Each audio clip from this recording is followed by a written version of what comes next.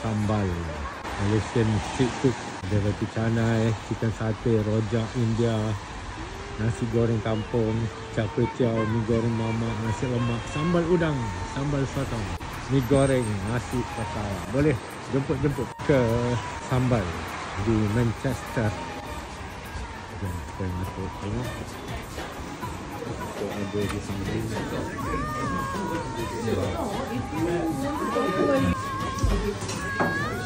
Siapa ni Saf? Rojak India. Boleh makan 5 orang. Orang lokal tak tahu rumah. Ni berapa ni?